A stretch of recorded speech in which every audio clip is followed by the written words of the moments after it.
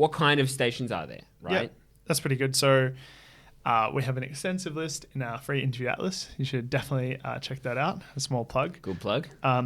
But to run the list, so there's personal stations, there's medical ethical stations. Tom, what's your personal station? Station where you talk about yourself. Most often, the most common question is, why do you want to do medicine? Strengths, weaknesses. What are your study habits? How are you going to go moving to a certain location? Sometimes they're a little bit more esoteric as well, guys. Like, it's kind of like, what is perseverance to you? Yep. You know, Yep. Something about you. They're trying to understand you. So then we've got an ethical type station, and what's that? I like to split them into a medical ethical station where it's like surrounding some sort of medical situation, Such as euthanasia, for example. yeah, or like blood transfusions or something niche where you need to know the principles.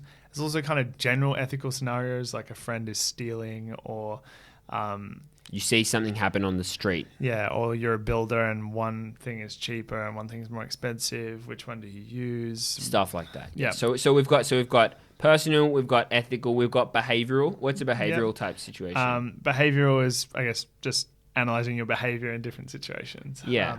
So yeah, maybe the friend stealing is also kind of fits in behavioral. Or like, you know, your father and your sister have a really big fight. Yeah. How do you manage it? Yeah, what's your reaction to that? Exactly.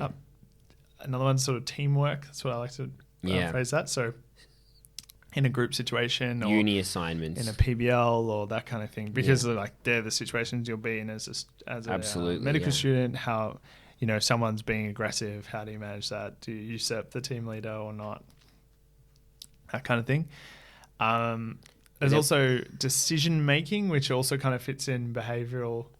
Sometimes they'll put you in like a leadership position, right? Yeah. How do you manage that? So then we got the more left of center ones, right? We've got some acting stations at some universities. Correct. Yep. So when you walk in, there'll be the examiner will be sort of out of the scenario. They'll take your sticker, they'll mark you on it, but then there'll be an actual situation where someone is acting as maybe someone who's just had a panic attack on a plane, or someone who is upset because they've been waiting a long time, and you'll play a different role. You have to go right into the scenario, and you get marked based on the way you deal with that situation. Yeah, and they'll tell you who you are in the scenario before you start. You don't have to. It's not like you're kind of working out. Yeah, as you go, who you are in the position as well. And I can say from being in medical school, like the type of like the actors are really good at putting you in the situation. You'll feel like it's real. Yeah.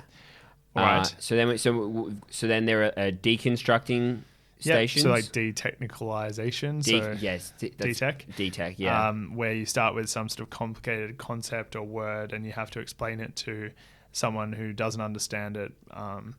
Could be at varying levels. Could be a high school student. Could be an adult with a disability. Could be just be like a sort of lay person. For example, explain amino acids to a 12-year-old. Yep. There's some really good Wired videos where they do that. It's worth watching. Great website, by the way.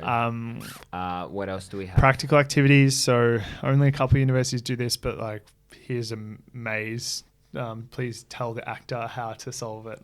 So you'll both have like a picture, and then you have to guide the other person what to do. Pictures-based scenarios or quote-based scenarios where you have, like, you're given a picture and you just have to talk about it, and it might, looks like a boat of refugees arriving at a shore or something. Mm-hmm. So there's like obvious connotations all the way down to more subtle things. How do you talk about the photo? We're definitely going to forget stuff, university-specific stuff, obviously. So about the uni, about their objects. About their course. What are you excited for? That kind of stuff. I feel like we've hit most of them. And also, resource allocation questions. So I think that's more of like a decision-making one, to go back to it. I agree. That's a big one, though. But sort of in that bucket, I would put like rural health, public health issues, Indigenous health issues, and your understanding of that landscape in Australia and maybe in a global health perspective, and your role in that as a medical student and future doctor.